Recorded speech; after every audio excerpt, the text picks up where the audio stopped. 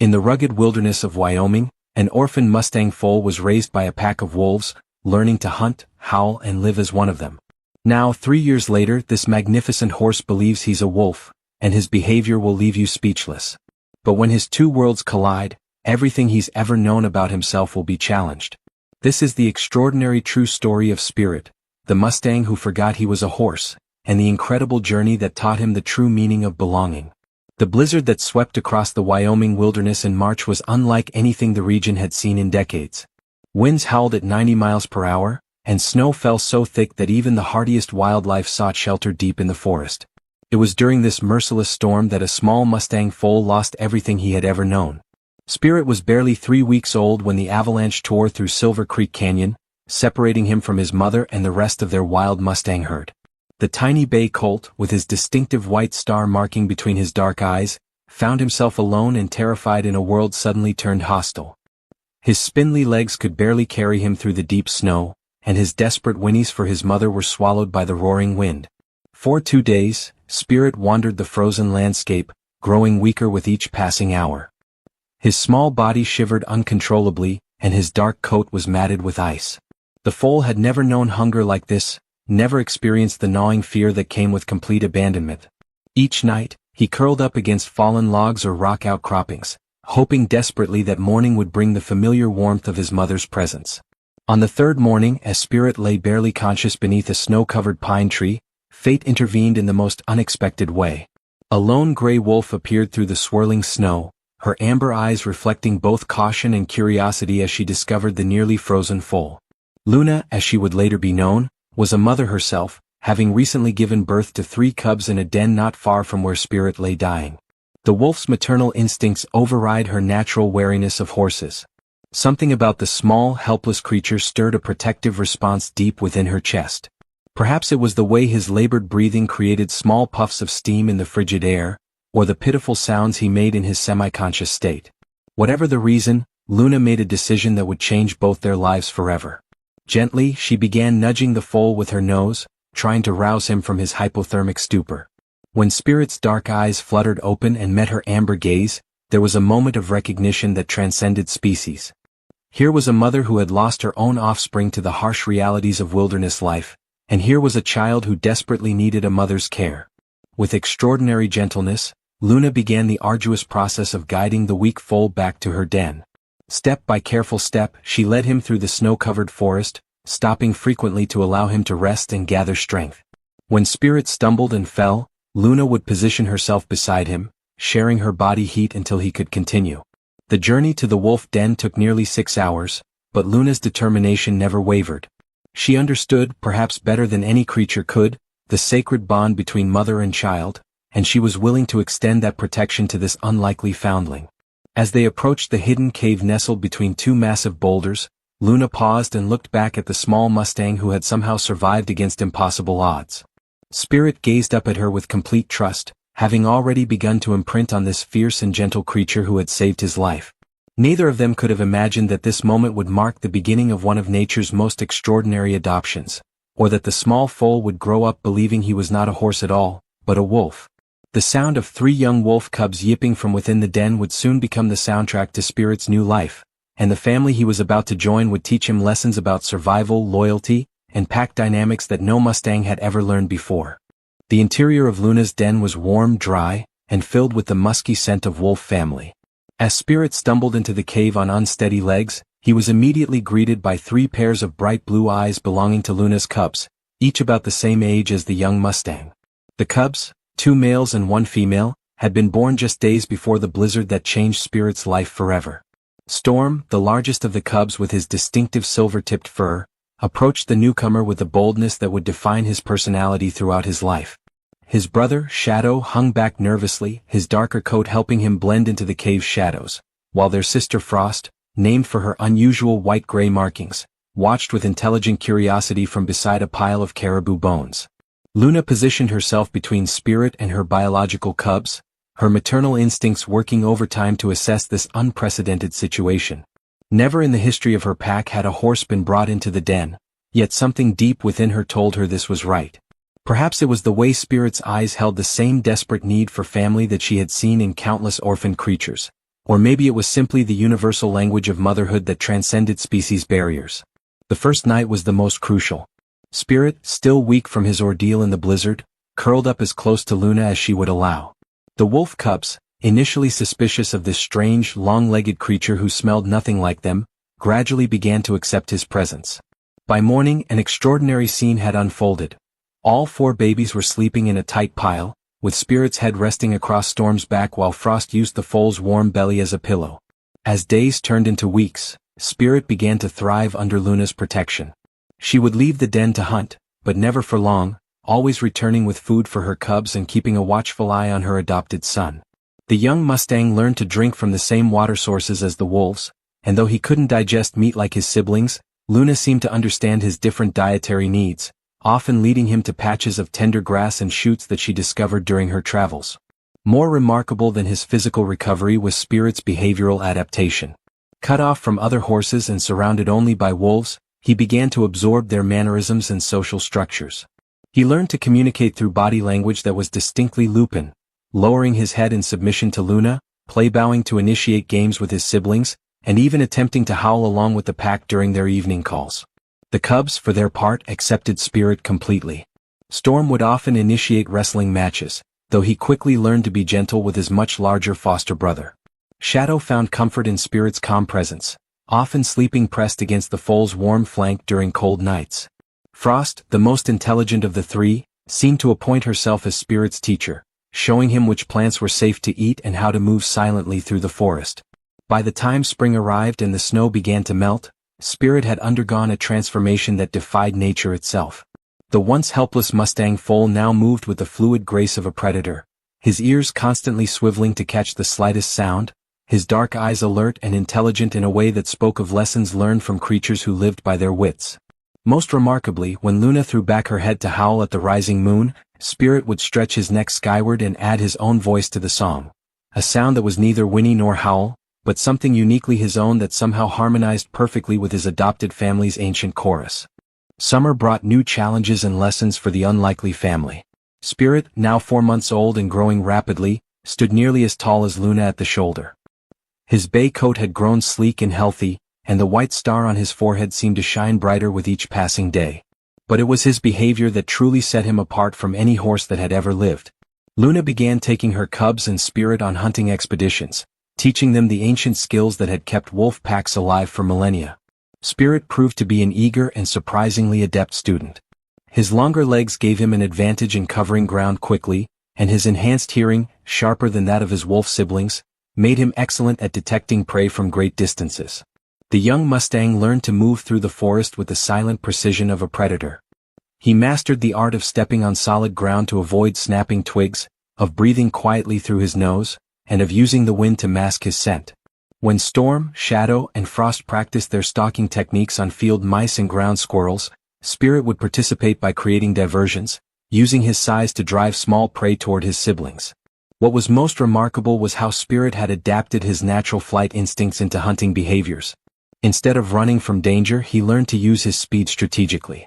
When the pack encountered a herd of elk, Spirit discovered he could circle wide and fast, positioning himself to cut off escape routes while the wolves coordinated their attack from other angles.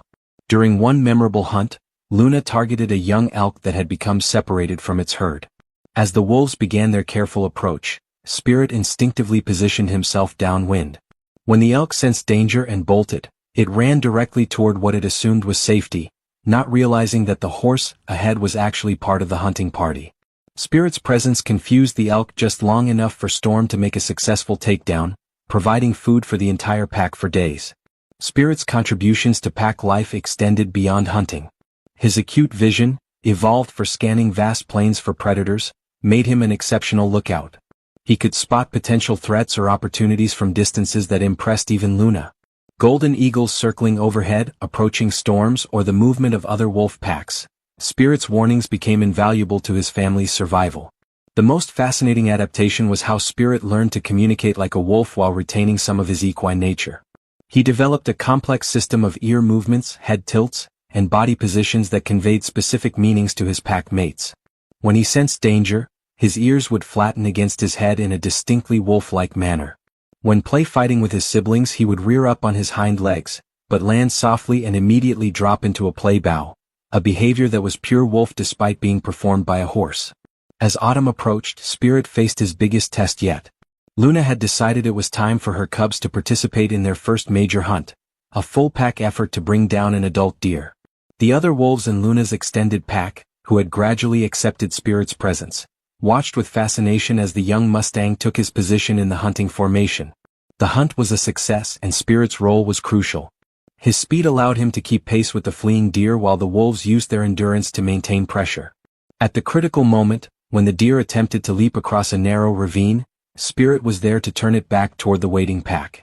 That night, as the pack celebrated with howls that echoed across the valley, Spirit raised his voice with theirs.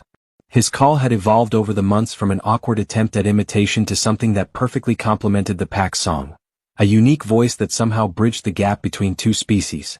Standing among his wolf family under the starlit sky, Spirit had no idea he was anything other than what he had always believed himself to be. A wolf who happened to run on four legs like his pack mates, hunt with them, and call the wilderness home. Spirit's world shattered on a crisp October morning when he saw his reflection for the first time in the crystal-clear waters of Mirror Lake. At 18 months old, he had grown into a magnificent young stallion, standing 15 hands high with a muscular build that spoke of a life lived wild and free. But as he bent to drink alongside Storm, Shadow, and Frost, the image that gazed back at him from the water's surface sent shockwaves through everything he believed about himself. The creature in the reflection was undeniably different from his pack mates. Where they had pointed muzzles and triangular ears, he had a long, broad face and rounded ears. Their compact, powerful bodies were covered in thick fur, while his was sleek and smooth. Most disturbing of all, while Storm, Shadow, and Frost stood on four legs like him, their proportions were entirely different. Lower to the ground, built for a life he suddenly realized he had never truly shared. What am I? Spirit asked himself, though the question came out as a confused whinny that his siblings couldn't understand. For the first time in his life, he had made a sound that was purely hoarse, and the unfamiliarity of it frightened him. Storm noticed his foster brother's distress immediately. The silver-tipped wolf approached and nuzzled Spirit's neck in the comforting gesture that had soothed him since puppyhood. But even Storm's familiar scent seemed different now, wilder, more predatory, unmistakably other. Spirit stepped back, his dark eyes wide with confusion and something that felt dangerously close to fear. Over the following days, Spirit began to notice differences he had somehow overlooked for months. When the pack howled, his voice stood out as distinctly unwolf-like. When they ate, he was the only one who couldn't digest meat, instead seeking out grasses and plants. His sleep patterns, his way of moving, even his instinctive reactions to danger. All of it suddenly seemed foreign compared to his family's behaviors. The crisis deepened when Luna led the pack to intercept a small band of wild horses that had wandered into their territory. As they watched from the cover of pine trees, Spirit felt something stir deep within him that he had never experienced before, a longing so profound it took his breath away. The horses moved with a grace and power that resonated in his bones, their flowing manes catching the sunlight, their coordinated movements speaking of a social structure he somehow understood without ever having learned. When the lead mare lifted her head and whinnied a warning call, Spirit's entire body responded. Before he could stop himself, he answered with a call of his own, not the howl-whinny hybrid he had developed, but a pure, ringing hoarse call that echoed across the valley. The wild horses turned toward the sound, their ears pricked forward with interest, while Luna and the cubs looked at their family member with something approaching shock. In that moment, Spirit realized the devastating truth: he was not a wolf at all. He was one of those creatures in the distance, those magnificent beings that moved like liquid grace across the landscape. But if he wasn't a wolf, then what was his place in the only family he had ever known? The identity crisis that followed was unlike anything Spirit had ever experienced. He began to withdraw from pack activities, spending long hours staring at his reflection in various water sources, trying to reconcile the horse he saw with the wolf he felt himself to be. He loved Luna with every fiber of his being. She had saved his life and raised him with more devotion than many biological mothers showed their offspring. Storm, Shadow, and Frost were not just his siblings, they were his best friends, his companions, his entire world. But now, looking at his powerful body, his flowing mane, and his distinctly equine features, Spirit faced the most challenging question of his young life. Could he remain true to the family that had shaped him while accepting the reality of what he actually was? The answer would require a journey that would test everything he had learned about loyalty, identity, and the true meaning of belonging. The morning Spirit left his pack was the hardest day of his young life. He had spent weeks wrestling with his identity crisis, watching Luna's concerned amber eyes follow his every movement as he grew more distant and conflicted. His siblings sensed the change too. Storm had begun bringing him choice bits of vegetation as offerings, Shadow stayed closer than usual during their forest walks, and Frost would rest her head against his neck during the long, quiet hours when the pack rested. But Spirit knew that remaining with them while harboring such profound doubts about his place in their world was unfair to everyone involved. He needed to understand what he truly was, and that meant venturing into the unknown to find others like the horses he had glimpsed at Mirror Lake. The decision crystallized during a hunt that went tragically wrong. The pack had been tracking a wounded elk for hours when they encountered a rival wolf pack on the same trail. The ensuing confrontation was vicious and territorial, with Luna fighting fiercely to protect her family. In the chaos, Spirit had done something that shook him to his core. Instead of fighting alongside his siblings, his instinct had been to flee. Every wolf in his family had stood their ground, snarling and snapping in defense of their territory and their pack. But Spirit, despite months of learning wolf behaviors and social structures, had felt the overwhelming urge to run. It wasn't cowardice exactly, but rather a deep, genetic imperative that was fundamentally different from everything Luna had taught him. That night, as the pack licked their wounds and celebrated their victory, Spirit made his choice. He waited until the pre-dawn hours when his family slept most deeply. Moving with all the stealth Luna had taught him, Spirit approached each sleeping member of his pack for what he knew would be a final goodbye. He nuzzled Storm's silver-tipped fur, breathing in the familiar scent that had comforted him through countless cold nights. He touched his nose to Shadow's dark head, remembering all the times his shy brother had sought comfort in his presence. Frost received the longest farewell, a gentle brush of his muzzle against her distinctive white markings, a silent thank you for all the patience she had shown in teaching him to be a wolf. Finally, Spirit approached Luna.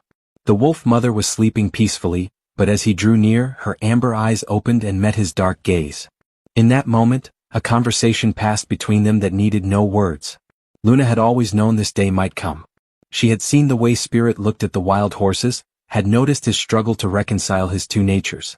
Her expression held no anger, only a deep sadness mixed with understanding and, remarkably, a mother's pride in her son's courage to seek his true path. Spirit pressed his forehead against Luna's, a gesture of profound gratitude and love. She responded by licking his star marking one final time, a blessing from the mother who had saved his life and shaped his character. Then, with the quiet dignity that had defined her throughout his life, Luna closed her eyes and allowed him to leave. The journey away from the den was the longest walk of Spirit's life. Every step took him farther from the only home he had ever known, from the family that had loved him unconditionally despite his differences. But with each mile, he also felt a strange sense of rightness growing within him, as if some part of his soul that had been sleeping was finally beginning to stir. As the sun rose over the Wyoming wilderness, Spirit found himself standing on a ridge overlooking a vast valley he had never seen before. In the distance, he could make out the shapes of horses, wild and free, moving across the landscape with the same fluid grace that had called to something deep within him at Mirror Lake. Taking a deep breath of the mountain air, Spirit threw back his head and called out, not with the howl Luna had taught him, but with the clear ringing neigh of a horse announcing his presence to the world. The sound echoed across the valley, carrying with it all his hope, fear, and determination to discover who he truly was meant to be. Spirit's first encounter with wild horses was nothing like he had imagined. The bachelor band he approached, 3 young stallions living apart from the main herds, reacted to him with a mixture of curiosity and alarm that left him feeling more displaced than ever. They could see he was clearly a horse, but everything about his behavior screamed predator. The way Spirit moved through the grass was wrong. Too quiet, too calculated, like something hunting rather than grazing. When he approached them, he instinctively lowered his head and adopted the submissive posture Luna had taught him to use with pack hierarchy. But to horses, this behavior was confusing and slightly threatening, like a cat trying to act like a dog. Most disturbing to the bachelor stallions was Spirit's scent. Months of living with wolves had infused his coat with their musk, marking him as something dangerous and other. When he tried to communicate using the wolf body language that was second nature to him, the horses scattered, leaving Spirit alone once again. Rejected by his own species and separated from his adoptive family, Spirit entered the darkest period of his young life. He wandered the wilderness for weeks, belonging neither to the world of wolves nor horses. His hunting skills, so prized by Luna's pack, were useless for a grazing animal. His wolf-learned stealth made other horses nervous, while his obvious equine nature made wolves view him as prey or competition. During this time of isolation, Spirit was forced to rediscover his true nature. Slowly, painfully, he began to unlearn some of the behaviors that had served him well in wolf society but hindered him in the equine world. He practiced moving more openly, letting his hooves fall naturally on the ground instead of placing them with predator-like precision. He relearned how to graze peacefully, something that had always felt awkward when he was trying to fit into pack dynamics. Most challenging was learning to think like prey instead of predator. When mountain lions appeared, Spirit's wolf-trained instincts told him to stand and fight or coordinate a group defense. But his horse body and horse genetics screamed at him to run, to use his speed and endurance to escape rather than confront. The internal conflict was exhausting and often left him paralyzed with indecision. The breakthrough came during a chance encounter with an old mare named Sage, who had been cast out from her herd due to age and injury. Sage was dying, alone and forgotten, when Spirit found her by a small stream. Something in her eyes, a loneliness that matched his own, compelled him to stay with her rather than continue his aimless wandering. For 3 days, Spirit stood guard over the old mare, sharing his body heat during cold nights and guiding her to the sweetest grass during the day. He didn't try to use wolf behaviors or horse behaviors. He simply acted with the compassion that Luna had taught him and the gentleness that seemed to come naturally to his equine nature. On Sage's final morning, as she lay peacefully in the sun with Spirit's shadow protecting her from the harsh light, she spoke to him in the soft, nickering language of horses. Though he had never learned these sounds formally, something deep in his genetic memory understood her meaning. You are both, young one. Wolf-taught but horse-born. Let that be your strength, not your burden. When Sage passed, Spirit stood vigil over her body as both wolves and horses do for their fallen family members. He mourned her in his own unique way, part howl, part whinny, a sound of grief that was entirely his own creation. As he left Sage's resting place, Spirit carried with him a new understanding. He didn't have to choose between being a wolf or a horse. He could be something new, something that honored both parts of his identity. The question now was whether the world would accept such a creature, and whether he could find others who would appreciate the unique gifts his dual nature had given him. 6 months after leaving Luna's pack, Spirit discovered his true calling in the most unexpected way. While grazing in a mountain meadow, he noticed smoke rising from the valley below. Not the clean smoke of a campfire but the thick, dark billows that meant wildfire. His wolf-trained senses immediately went on high alert, while his horse instincts prepared him for flight. But as he watched the fire spread with alarming speed, Spirit saw something that stopped him cold. A group of wild horses trapped in a canyon with only one escape route, a route that was rapidly being consumed by flames. The herd included several mares with young foals, and Spirit could hear their panicked whinnies echoing off the canyon walls. For a moment, his two natures warred within him. His horse instincts screamed at him to run from the fire, to save himself and let nature take its course. But his wolf-learned pack mentality couldn't abandon others in mortal danger. As he watched a foal stumble and fall while trying to keep up with its mother, Spirit made his choice. Racing down the mountainside at full gallop, Spirit used every skill Luna had taught him about strategy and coordination. He approached the canyon from the less obvious angle, using the terrain to shield himself from the worst of the smoke. When he reached the trapped horses, his appearance created immediate confusion. Here was clearly one of their own, but behaving like no horse they had ever encountered. The lead stallion of the herd, a magnificent black named Thunder, reared and struck out at Spirit, viewing him as a threat in an already desperate situation. But Spirit's wolf training had taught him to read body language and pack dynamics with extraordinary precision. Instead of fighting or fleeing, he dropped into a submissive posture and then did something unprecedented. He began to organize a rescue. Using a combination of horse vocalizations and wolf pack coordination behaviors, Spirit managed to communicate a plan. He had spotted a narrow ledge that wound up the canyon wall, treacherous for most horses, but passable if they moved in single file and trusted their guide. His months of hunting with wolves had taught him to navigate terrain that would challenge any normal horse. Leading the way, Spirit guided the terrified herd up the rocky path, using his wolf-learned sure-footedness to find safe passages while his horse strength allowed him to assist the weaker animals. When a foal lost its footing, Spirit positioned himself as a living guardrail. When panic threatened to scatter the group, his calm authority, learned from watching Luna lead her pack, kept them together. The escape took 4 harrowing hours, but every horse made it to safety. As they reached the high meadow above the fire, Thunder approached Spirit with something approaching awe. The lead stallion had never seen coordination like this from another horse, had never encountered someone who could think tactically while maintaining the courage to lead from the front. That night, as the herd rested in safety and watched the fire burn itself out in the valley below, something extraordinary happened. Thunder offered Spirit a place in his herd, not as a subordinate or an outsider, but as what could only be called a lieutenant, a strategic advisor whose unique abilities had just saved all their lives. For the first time since leaving Luna's pack, Spirit felt truly at home. He had found his purpose, bridging two worlds using the survival skills of wolves to protect and guide horses, combining the loyalty pack animals with the nobility of wild mustangs. As he stood watch over his new family that night, Spirit thought of Luna and his wolf siblings with gratitude rather than sadness. They had given him the tools he needed to become something unprecedented. A horse who thought like a wolf, who could protect and lead with a wisdom no purely horse-raised Mustang could possess. Under the star-filled Wyoming sky, Spirit finally understood who he was meant to be, not wolf or horse but something beautifully, powerfully new. If Spirit's incredible journey touched your heart, remember that sometimes being different isn't a weakness, it's a superpower. Subscribe to our channel for more amazing stories of animals who defied nature's boundaries. Like this video if you believe that family isn't just about blood but about love and acceptance. And share it with someone who needs to know that their unique qualities make them special, not strange. What's the most unusual animal friendship you've ever witnessed? Share your stories in the comments below. We'd love to hear about real-life connections that prove love knows no boundaries. He shouldn't have survived.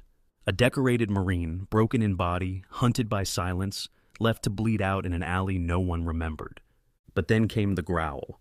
Not from a trained canine, not from any handler's call, from a stray, filthy, starving, forgotten, followed by two more ghosts with teeth. 3 dogs, no tags, no past, just purpose. They didn't bark for help, they became help. And what they did next wasn't just rescue, it was redemption. A story of divine timing, unspoken loyalty, and a second chance no one saw coming, except maybe God. Before we begin, tell me, where are you watching from? Drop your city or country in the comments. And if you believe God can use even the wounded to perform miracles, type Amen and hit subscribe. This story will stay in your heart long after the last frame fades. Red Hollow was a town with more ghosts than streetlights. Nestled at the foot of Colorado's highlands, it wore its history in the cracks of its sidewalks and the paint peeling from shop windows.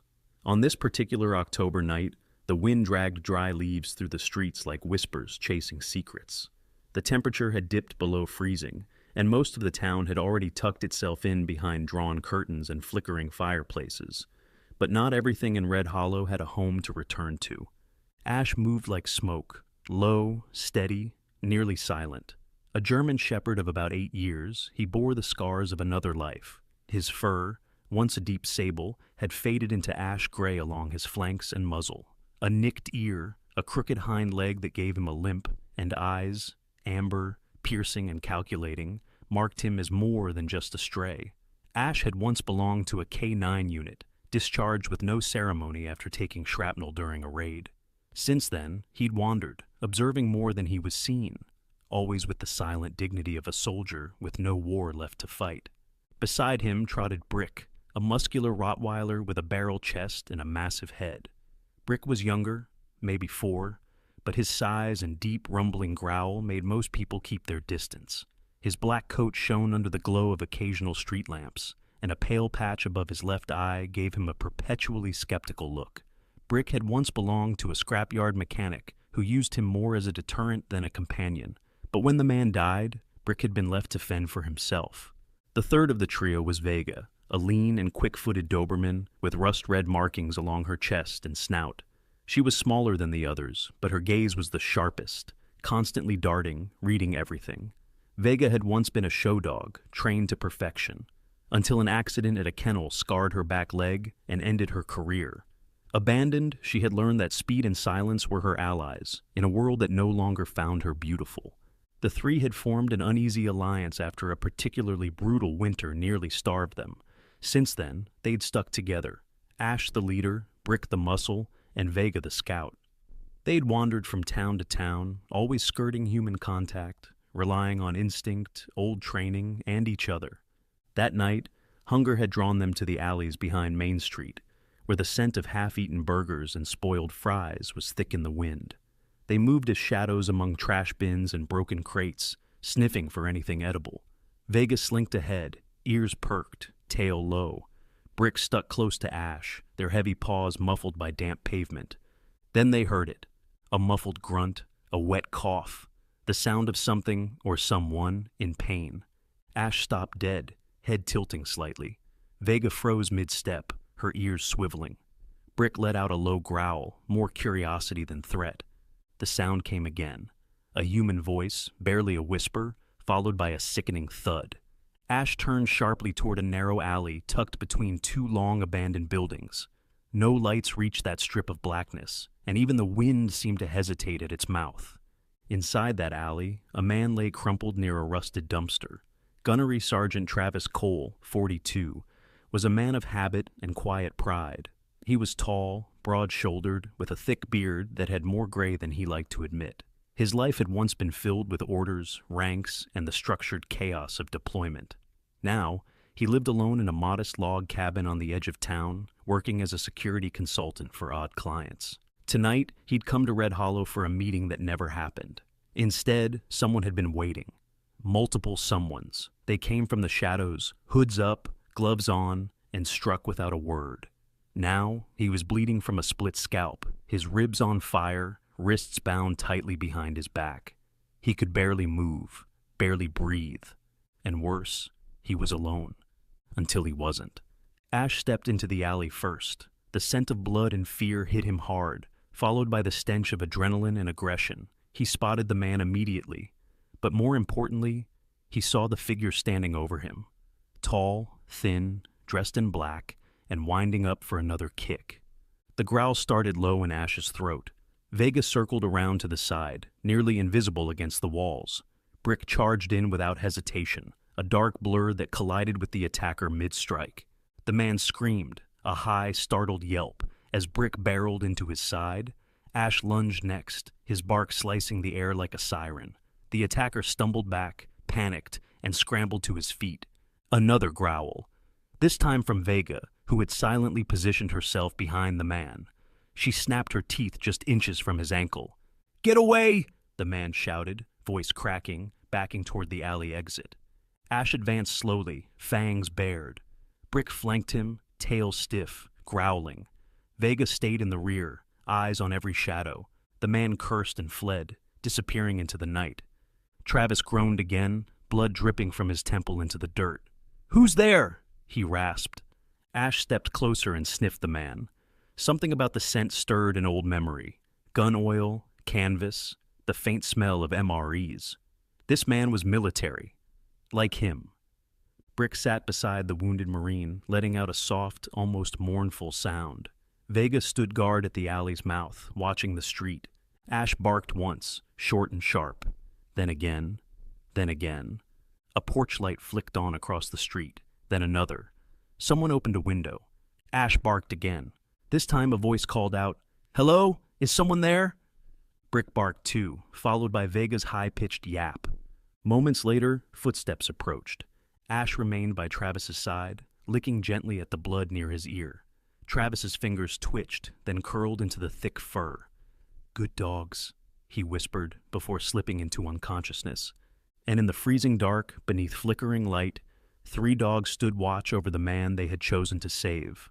The cold night air in Red Hollow grew still, except for the echo of persistent barking that bounced between the brick walls of the alley. Ash's bark was rhythmic, unwavering, slicing through the silence with clear intention. It wasn't a sound of panic, it was a signal. Brick stood near the alley's entrance, his large frame blocking the view from passers-by, while Vega kept her gaze pinned to the street, her ears twitching at every creak of movement.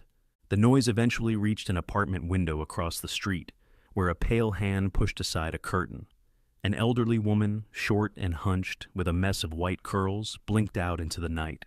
Her name was Miriam Coates, the town's retired librarian and unofficial neighborhood watch. Years of reading had made her both curious and cautious. She adjusted her thick-rimmed glasses and squinted toward the alley. She saw the dogs first. Then, something else. A figure on the ground, unmoving.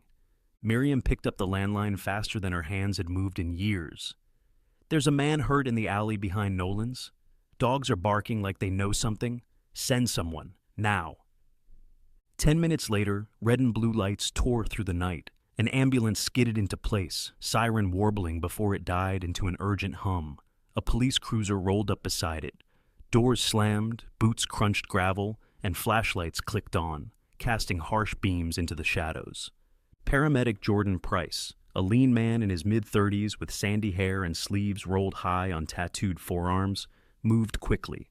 Known for his calm under pressure, he crouched beside the unconscious Travis Cole. His partner, Maria Delgado, tall and wide-shouldered with a commanding presence, pulled on gloves and began checking vitals. Maria's voice was sharp, but not unkind. "He's got a pulse, but it's thready. Possible internal bleeding, fractured ribs. We need to move fast." Meanwhile, the first officer on the scene was Detective Sam Harper.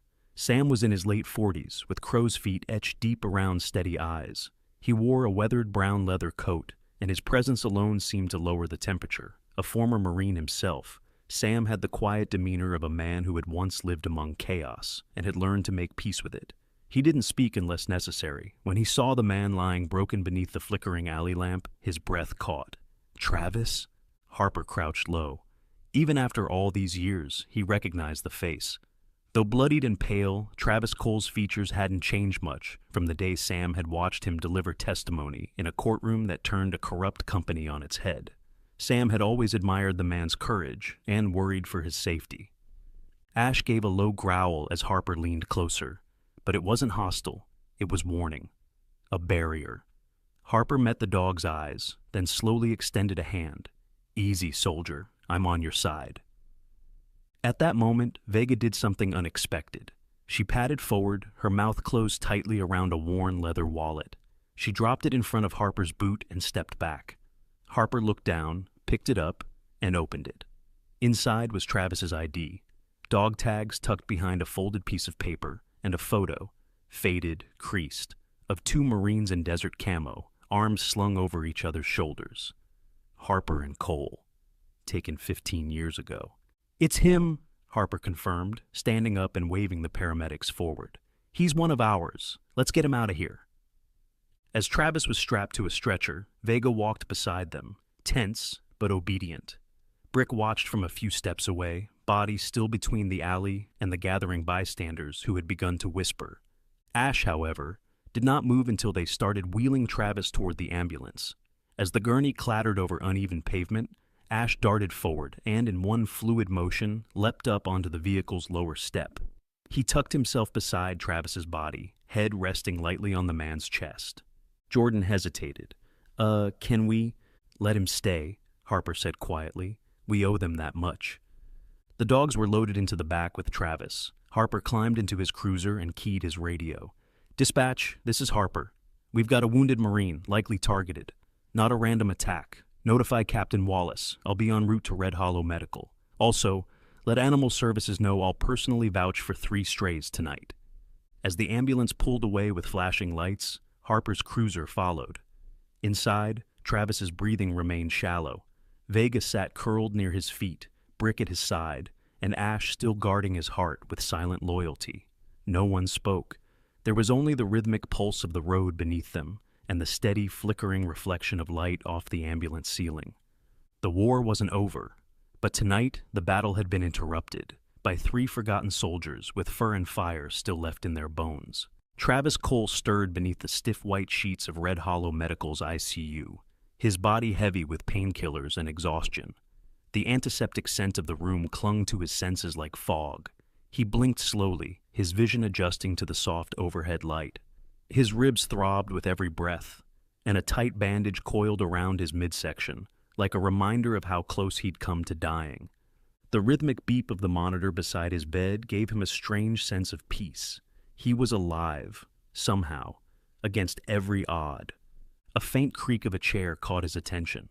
Turning his head slightly, he saw a familiar figure slouched in the corner. Detective Sam Harper sat with a steaming paper cup in hand, the lines in his face more pronounced under hospital lighting. Harper looked like he hadn't slept in a day, maybe more. His brown leather coat had been folded over the chair's arm, revealing a gray flannel shirt and the faint glint of a service pin still clipped near his chest. "You're awake," Harper said, voice gravelly with both relief and weariness. Travis tried to speak, but only a rasp came out. Harper stood and poured a bit of water into a plastic cup, holding it out carefully. Travis sipped, then leaned back against the pillow, letting the cold liquid cool his throat. "You look like hell," Travis croaked, managing a weak grin. "You're one to talk," Harper replied, settling back into the chair. "Thought we'd lost you, Cole. For a few minutes there, we really did." Travis shifted, wincing. What happened?" Harper's eyes softened. "You were ambushed, back alley behind Nolan's. Someone wanted you gone, that much is clear. But something, or rather, 3 someones, didn't let that happen." Travis blinked. 3? "Dogs," Harper said, leaning forward. 3 strays. Showed up out of nowhere, chased off the attacker, stayed with you. One of them even brought me your wallet. You wouldn't be here if it weren't for them." Travis fell silent, his brows knitting. Something tugged at his memory, something faint but familiar. "Dogs," he whispered. "One of them had amber eyes." Harper nodded slowly. "Yeah. That one's a German Shepherd. The other 2 are a Rottweiler and a Doberman. Big, tough-looking group. But the Shepherd, he wouldn't leave your side." Travis closed his eyes, breathing in through his nose as flashes of memory surged. Sand dunes, barking, radio static, the rumble of helicopters. His mind wandered to dusty training fields in Kandahar, where he once trained K-9 units for patrols. There had been one in particular, a sable shepherd named Dagger. Loyal, smart, fearless. Dagger had taken a bullet for him once and died in his arms. When Travis opened his eyes again, they were damp. "I trained the dogs during my last tour," he said quietly. "They weren't pets. They were soldiers. Saved more lives than any of us ever could." Harper listened without interruption. "After I got back, I tried to volunteer at a rescue kennel. They didn't want someone with my past," Travis continued. "Too angry," they said. "Too damaged. Maybe they were right." Harper shook his head. "Those dogs didn't think so." A moment passed before Travis turned to him again. "Where are they now?" "Animal Control has them at the holding facility outside town," Harper replied. "They're not chipped, no collars, no tags. But they didn't bite anyone, so they're being held for observation. I pulled some strings to delay any decisions." Travis pushed himself upright with a groan. "I want to see them." "Travis, you just got out of surgery? I need to see them," he said, firmer this time. "Please." Harper held his gaze for a long moment, then stood. "Give me an hour." Exactly 72 minutes later, the door to Travis's private room creaked open. A short woman in green scrubs stepped inside first. Her name tag read, "Linda, Volunteer." She was round-faced, with a no-nonsense bun, but her expression softened when she spoke. "They were nervous in the van," she said, "but as soon as we turned down the hallway, they seemed to know." Behind her came Ash, Brick, and Vega. Ash walked in first, his posture alert but calm, eyes locked on Travis. His coat gleamed under the fluorescent lights, dull gray in places, but strong, purposeful. His ears perked forward, no hesitation. Brick entered next, slower but confident, his broad head swaying with each step. He sniffed the floor, then the air, before turning his massive gaze to the hospital bed. He let out a low, rolling grumble, almost like approval. Vega trailed behind, her steps quiet, elegant, precise. Her ears twitched, and her gaze flicked from the IV pole to the heart monitor, cataloging everything. Then she too approached the bed, sitting at its foot like a statue carved from muscle and intent. Travis sat up straighter as Ash moved to his side. The dog stopped just short of touching him, as if asking for permission. Travis reached out with a trembling hand and touched the side of Ash's face. "I remember you," he whispered. Ash leaned forward, pressing his head gently into Travis's palm. Brick rested his chin on the edge of the bed, a quiet sigh leaving his lips. Vega hopped up onto the small bench beside Travis's feet and lay down, eyes half-lidded but alert. For several minutes, no one spoke. Linda wiped her eyes discreetly near the door. Harper stood back, hands in his pockets, watching something he'd never quite seen before. A man who had lost everything, hope, purpose, self-worth, was reconnecting with something primal, something real. "These aren't strays," Travis finally said. "They're soldiers. Forgotten, maybe, but not lost." Harper stepped forward. "What do you want to do?" Travis looked at the 3 dogs surrounding him. "I want to bring them home." Red Hollow's morning mist had thinned by the time Travis Cole stepped out of the hospital, still moving with a stiffness that suggested his ribs hadn't forgiven him yet. He paused at the edge of the lot, drawing in the scent of pine trees and distant wood smoke. A low rumble beside him brought a hint of a smile. Ash, ears perked, watched every movement around them with that calm, unblinking gaze. Brick sat patiently behind, massive and statuesque, while Vega sniffed the breeze, as if checking the wind for threats only she could detect. Travis had signed the discharge papers himself, ignoring the nurse's raised eyebrows. He needed out. Hospitals made him feel more like a casualty than a survivor, and he wasn't alone anymore. At the parking lot's far end waited a dusty olive-green pickup, a 1998 Ford F1 150 with a crooked bumper and a crack across the windshield, like a spider's web. The driver leaning against it was Harper, arms crossed, his ever-present leather coat hanging open to reveal a navy button-up shirt and a shoulder holster. A man of few words, Harper raised one brow as Travis approached. "You sure you're up for it?" Travis patted his side, then nodded. "Painkillers, clean bandage, and 3 bodyguards who don't talk back. I'll be fine."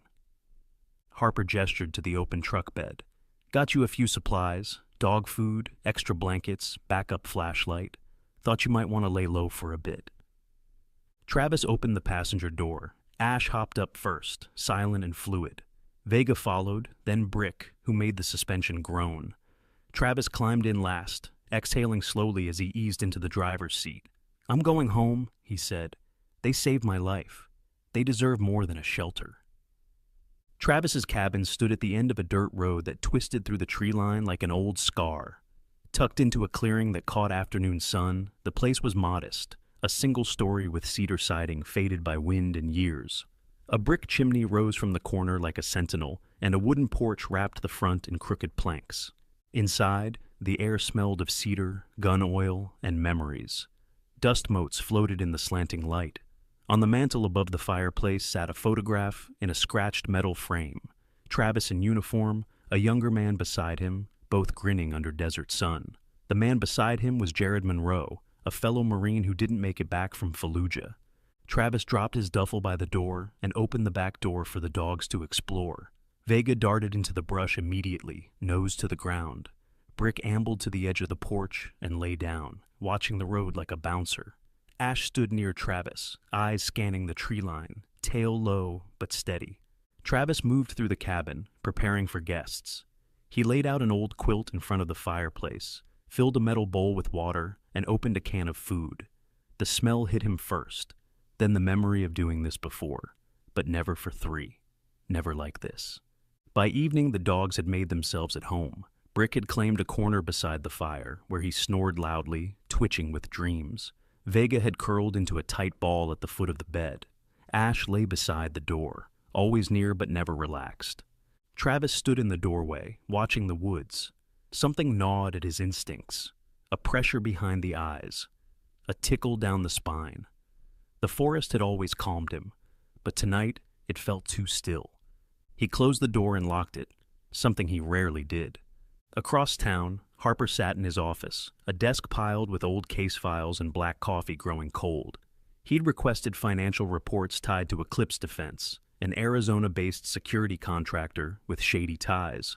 Travis had testified against them 4 years earlier, exposing a fraudulent arms deal and offshore bribery ring. Since then, Eclipse had rebranded and moved east, their name scrubbed, but not their operations. Harper scanned the papers, wire transfers to shell companies, donations to ghost charities, and a transaction dated just 2 weeks ago, one involving a consulting fee paid to a company linked to a former Eclipse exec. He circled the amount, $50,000. "What are you planning now?" he muttered, tapping his pen. Back at the cabin, night had fallen hard. Travis couldn't sleep. He sat on the porch with Ash, a blanket over his shoulders and a cold mug of coffee in his hand. The stars were sharp tonight, cut clean against the black. Vega paced the edge of the tree line, stopping occasionally to sniff the wind. Brick hadn't stirred in an hour. Travis turned toward the trees again, a flicker, a shape too tall for a deer. He froze. Ash growled. Travis rose slowly, his side aching. "Inside," he whispered. The dogs obeyed without hesitation. Travis secured the door and grabbed the flashlight. It sputtered but held. He scanned the yard. Nothing. Just wind. Then he saw it, nailed into the front door, still vibrating slightly. A hunting knife. Pinned beneath the blade was a scrap of paper, torn from a notebook, the ink slightly smeared. It read, "Keep your mouth shut." Ash barked sharply, nose pressed to the door. Brick moved beside him, low and rumbling. Vega leapt onto the windowsill and stared into the night. Travis's pulse thundered. He pulled the knife free and held it up to the light. Standard military issue. Not new. Someone had been watching. He turned to the dogs. "Looks like it's not over." Ash licked his hand once, as if to say, "We're ready." And outside the wind picked up, shaking the trees like a warning. The next morning came in gray and silent, like the forest was holding its breath. Mist clung to the cabin windows in trembling sheets, and frost silvered the ground outside. Travis hadn't slept. Neither had Ash. The German shepherd sat just inside the front door, tail curled tight, eyes fixed outward. Vega had remained posted at the rear window for hours, her sharp gaze never wavering. Brick lay in the center of the room, snoring softly but rising with every subtle creak or shift in the wind. Travis, moving stiffly from a night spent in tension, picked up the knife that had been nailed to his door.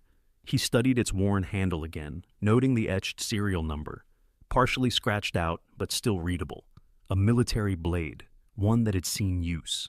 He called Harper at dawn. "They've escalated," Travis said flatly. "On my way," Harper replied. Half an hour later, Harper's cruiser pulled into the gravel driveway. He stepped out with his usual calm, though his face looked tighter, drawn. He carried a small duffel bag and a cardboard folder marked "Confidential." Today his coat was zipped and his belt bore more than a badge. He carried his sidearm openly. Inside the cabin, Travis handed Harper the knife. Still warm from the wood. Harper examined it, his brow creasing. "Standard issue Marine, used in Iraq. You sure you didn't recognize anyone last week?" "No, but they knew me." Harper laid the knife down on the table and opened his folder. I dug deeper into Eclipse's paper trail, followed a set of wire transfers through Shell Corps in Delaware. One of the recipients has a cousin who just bought land 20 miles north of here. Remote spot, secluded, private airstrip. Travis's jaw clenched. "You think they're building something?" "I think they're burying something," Harper said, "and they want you to stay buried too." Travis looked over at Ash, who was still seated near the door. The dog's ears twitched at the sound of every leaf outside. "Then we can't stay here." "You have somewhere else?" Harper asked. Travis nodded. "There's an old ranger cabin about 3 miles uphill. No road, only footpath. My buddy Jared and I used it during winter drills. Still stocked, solar rigged, off-grid." "I'll arrange backup to sweep this place after you go," Harper said. "Get your things. I'll escort you as far as the tree line." Travis packed light, his medic kit, dry food, the dog's supplies, and a small revolver. Before they left, he knelt and placed a hand on each dog. "You're not just muscle. You're my eyes and ears now." They left at dusk. The forest trail wound like a whisper through evergreens and fallen logs. The air was colder up high, sharp enough to bite. Travis moved slow, every rib protesting. Ash trotted ahead, scouting. Brick kept pace at his side, while Vega circled back every few yards, always watching. They reached the ranger cabin by nightfall. It stood quiet, hunched under a heavy roof and cloaked in vines. The interior smelled of old firewood and dust, but everything was intact. Travis set up fast, sweeping the perimeter, setting up a motion sensor rig he'd once scavenged from a hunting store. It blinked red when armed. That night, as wind pushed against the windows and the fire flickered low, the tension returned. Vega paced more than usual. Her lean frame trembled, not from fear, but anticipation. Brick had positioned himself near the door, hackles half raised even in rest. Ash sat by Travis's side again, head up, still. Something was coming. The dogs knew it first. At 2:47 a.m., the motion sensor blinked blue. Ash rose like a shadow uncoiling. Travis sat upright, gun in hand, a soft rustle outside, then silence. Vega darted to the window but didn't bark. Brick growled low. One sound, one warning. Then the sound of boots, multiple pairs, moving fast around the cabin. Travis flicked the lantern off. Through the gaps in the boards, figures moved in black. 2 men, masked. One carried a crowbar, the other had a suppressed pistol. They crept like wolves. "They're not here to scare," Travis whispered. Ash barked once, a sound like thunder. It startled the men just long enough. The first attacker kicked the door. The latch cracked. Brick lunged. The door burst open and Brick was already midair, his massive body slamming into the first man with the force of a wrecking ball. The man screamed as he fell backward, the crowbar clattering across the floor. Ash bolted through the open gap and latched onto the gunman's wrist, jerking him sideways as the silenced pistol fired, missing wide. Vega moved like lightning, launching herself toward the fallen crowbar, then pivoting and ramming full speed into the second man's knee. Travis fired once, into the ceiling. Just enough to shout authority. "Freeze!" he bellowed. A third figure, one Travis hadn't seen, darted toward the window, but Vega heard him. She spun and launched herself at the figure as he tried to climb through. A scream followed, blood on the sill. Lights blazed through the trees, red, blue. Harper's voice amplified. "Police! Drop your weapons!" The gunman threw down his weapon, clutching his bleeding arm. The other 2 froze as officers stormed the clearing. Harper moved in first, gun drawn, scanning the scene. He saw Travis standing barefoot in sweatpants, bruised but alive, with Ash beside him, muzzle red but eyes calm. The attackers were cuffed and hauled outside. One of them, young, maybe mid-20s, sandy hair, blood on his shirt, looked up at Harper and spat. "He was supposed to be quiet." Harper just shook his head. "You picked the wrong man and the wrong dogs." The morning after the attack was bleak and brittle. Mist still clung to the pines like breath frozen in time, and snowflakes had begun to drift lazily from the sky, Red Hollow's first snow of the season. At the makeshift ranger cabin, the aftermath lingered in the broken doorframe, a trail of boot prints and a lingering scent of blood and cordite. But inside, Travis was alive, and so were his dogs. At the sheriff's office in town, the mood was taut with tension. One of the captured assailants, a man in his mid-20s with shaggy blonde hair, a narrow jawline, and a constantly twitching right eye, sat handcuffed to a metal table in a windowless interrogation room. His name, as found on a fake ID, was Colin Ross, though Harper doubted that was real. Harper stood outside the one-way glass, arms crossed, watching him fidget. Behind him, a younger officer named Elise Garner reviewed the file. Elise was a rookie, early 30s, African-American, athletic build, with her hair pulled tight in a bun. She was sharp-eyed, methodical, and the first in her family to join law enforcement. A former trauma nurse, Elise had a quiet intensity that made people underestimate her, until they faced her questions. "His blood type matches a military medical file," she said, flipping through the documents. "Served as private contractor overseas. Last known employer, Eclipse Defense." Harper's jaw tightened. "Of course." "Want me to go in first?" Elise offered. Harper shook his head. "He knows me, and he'll want to talk now that he's scared."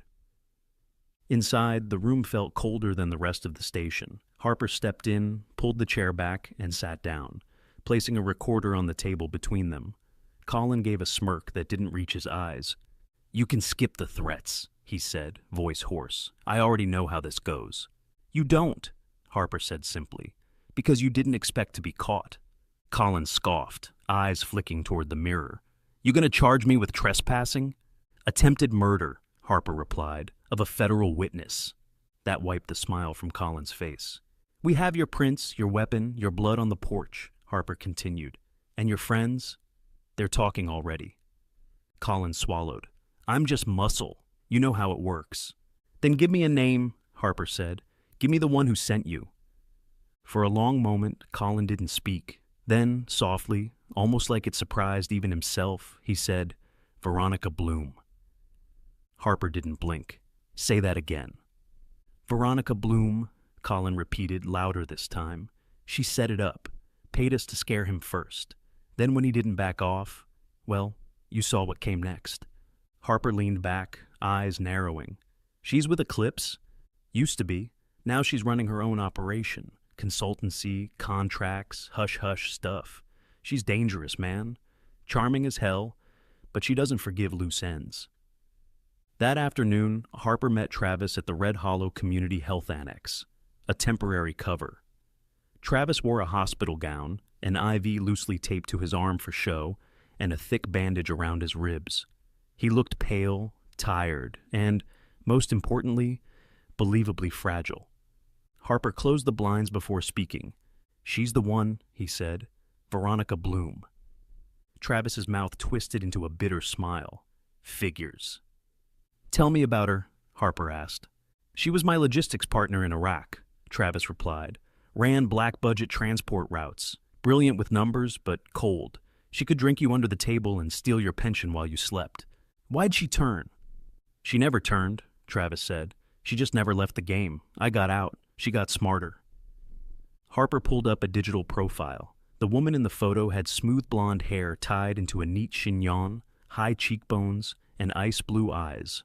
Veronica Bloom, mid-40s, lean, professional, impeccable posture. Always in control. Her jaw was tight in every photograph. Her smile minimal, calculated. Former logistics officer. Now head of Renaissance Consulting, a shell corporation connected to Eclipse contracts and private security deals. "We're going to bait her," Harper said. Travis raised an eyebrow. "We're leaking that you survived, but have amnesia," Harper continued. "No memory of the attack. No recollection of who's after you." "She won't believe that," Travis muttered. "She'll have to check," Harper replied, "and that's when she'll come close." 2 days later, the trap was set. Travis was moved to a real hospital room this time. Secure wing, minimal staff, controlled access. A trusted nurse, Sandra Lorne, was assigned as a decoy. Sandra was in her 50s, short and broad-shouldered, with graying curls and a soft Alabama drawl. Known for being gentle with patients, she also happened to be a retired corrections officer. No one messed with Sandra. The dogs were hidden during the day. At night, Ash slept under Travis's bed. Brick lay just outside the door, and Vega, silent, elusive, positioned herself wherever the shadows were deepest. Then, on the third evening, they came. Just after 8 p.m., a nurse and an orderly entered the ward. Both wore official ID tags, pressed uniforms, but Sandra, at her post, immediately noticed something wrong. The male orderly had overly clean boots, new, military style, and the nurse? Her badge didn't reflect correctly under the lights. "Evening, darlin'," the fake nurse said. She was tall, brunette, with a long face and bright teeth. "We're here to check on Mr. Cole, new transfer from Central." "Didn't hear about any transfer," Sandra said, not moving. "Urgent eval," the woman insisted. Sandra narrowed her eyes. "Show me the form." But before the woman could answer, Brick growled. The growl was deep, resonant, rolling out from behind the curtain where the dogs had been waiting. Vega appeared next, eyes locked on the male orderly. Then Ash came forward, hackles up. The nurse stepped back. And that's when Brick lunged. Not at her, but at the male orderly. His powerful jaws locked onto the man's sleeve, tearing the fabric and yanking him sideways. A black recorder device clattered to the floor. Sandra shouted for security. In seconds, armed officers entered the hall. The intruders froze. No one reached for weapons. They'd been caught too clean. Harper arrived moments later, flanked by Officer Elise Garner.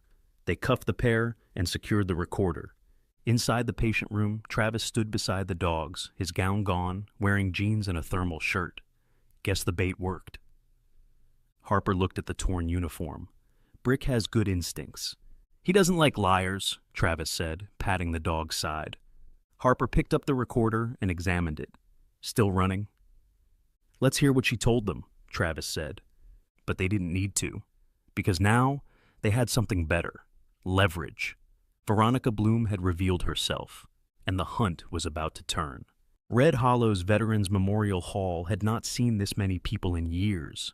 Once a sleepy venue for local flag ceremonies and bingo nights, It had been transformed into a high-tech hub for a televised event honoring wounded service members. Rows of folding chairs filled the hall, facing a modest wooden stage flanked by flags and banners.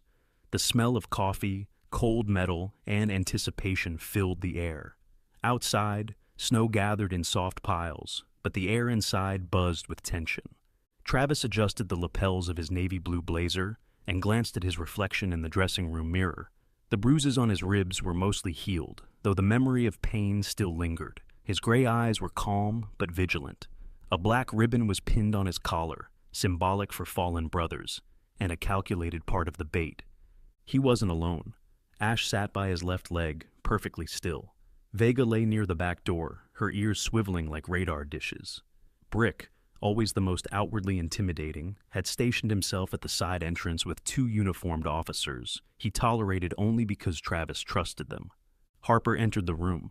Dressed in a charcoal gray tactical suit, he looked more like a federal agent than a small-town sheriff. His brown hair was slicked back for the cameras, and a discreet earpiece buzzed in his right ear. "Crowd's filling up," he said. "Live stream starts in 20.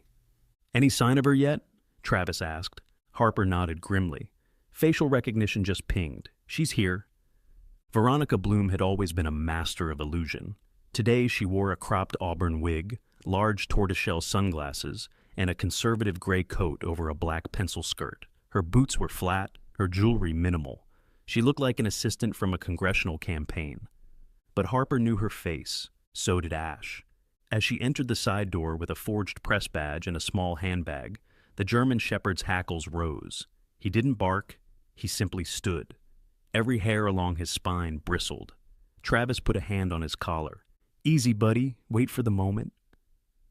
All 3 dogs were outfitted with compact body cameras mounted to lightweight harnesses. The footage streamed live to the mobile command van parked down the street, where Officer Elise Garner monitored from 3 angles. She had set up motion sensors, mic pickups, and even a heat signature overlay for the crowd. Nothing moved in that hall without her knowing. Harper spoke quietly into his mic. "Target confirmed. Position northeast quadrant, 4 rows from the stage, left aisle seat. Eyes on the podium." Elise responded in his earpiece. "She's checking her bag. Something metallic. Could be a weapon or transmitter." Harper cursed under his breath and motioned to 2 plainclothes officers to flank her row discreetly. Then he turned to Travis. "Time to go on." Travis nodded. "Let's end this." He walked onto the stage, the lights bright but manageable. As he adjusted the microphone, applause rose from the crowd. The camera panned in from 3 angles, one fixed on his face, one wide angle from the rear, and one shoulder-level camera from Brick's harness near the aisle. "Thank you," Travis began, voice steady. "I wasn't sure I'd ever stand on a stage again, but I'm here because of 3 things: luck, loyalty, and love. Love in the form of 3 dogs who refused to let me die." The crowd murmured, a mix of admiration and curiosity. Travis continued, eyes scanning past the lights. "In the military, we're taught to protect our unit, but sometimes your unit finds you, long after the battle's over." Ash, lying by the foot of the stage, flicked his ears. Veronica shifted in her seat. Elise's voice crackled in Harper's ear. "She's reaching for her bag." "Not yet," Harper whispered. Travis moved toward the edge of the stage, voice deepening. "I want to dedicate this day not just to those who served, but to those who never stopped protecting, even when the war followed them home." In the front row, a veteran wiped his eyes. 2 Gold Star mothers held hands. Then it happened. Veronica stood, her hand dipped into her handbag. "Now!" Harper barked. But Ash was faster. In one fluid motion, the German shepherd launched from the stage. Veronica pulled free a small pistol, compact, silenced, polished black steel, but she had no time to raise it. Ash collided with her mid-torso, knocking her back over her chair. The gun flew from her hand. Vega surged through the aisle like a ghost, her lean Doberman frame slipping between stunned guests. She was on Veronica in a second, her front paws pinning the woman's arm as Brick, like a freight train, charged in from the other side, teeth bared but controlled. The crowd erupted in screams. Officers rushed to surround the scene. Cameras caught everything. Elise switched to close-up feeds, one from Ash's harness, showing the woman's face frozen in rage, one from Brick's, capturing the pistol, and one from a floor cam showing Travis stepping down slowly, expression unreadable. Harper reached them first, cuffs ready. "Veronica Bloom," he said clearly, "you are under arrest for conspiracy to commit murder, obstruction of justice, and abuse of federal military funds." Veronica looked up at him, lips curled. "This isn't over," Ash growled low like distant thunder. "Yes," Harper replied, "it is."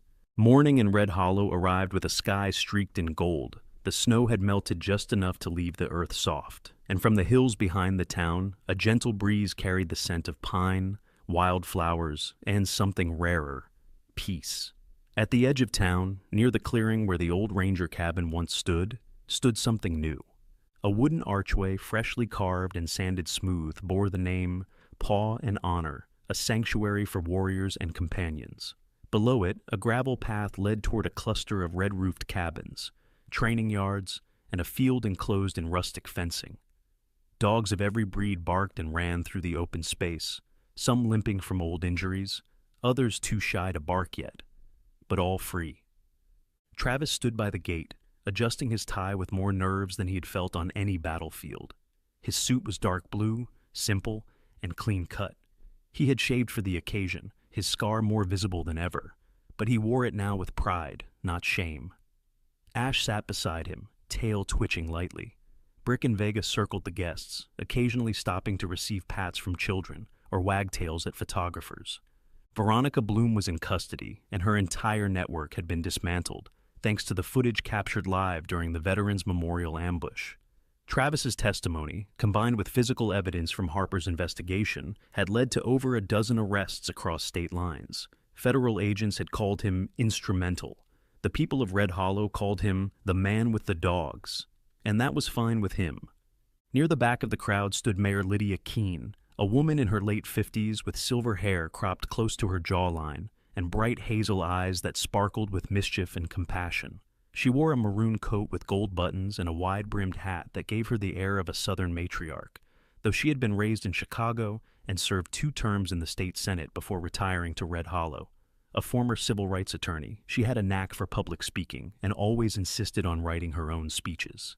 She stepped forward now, microphone in hand. "Today," she began, "we gather not just to open a new chapter for this town, but to honor 3 unlikely heroes who reminded us what loyalty truly means." Ash looked up, almost like he understood. "Brick, Vega, and Ash," she continued, "for your bravery, courage under fire, and loyalty beyond comprehension, the town of Red Hollow names you honorary citizens. You will never go without food, love, or a place to run free, so long as this town stands." A cheer rippled through the crowd. Children clapped, veterans saluted. Someone threw confetti.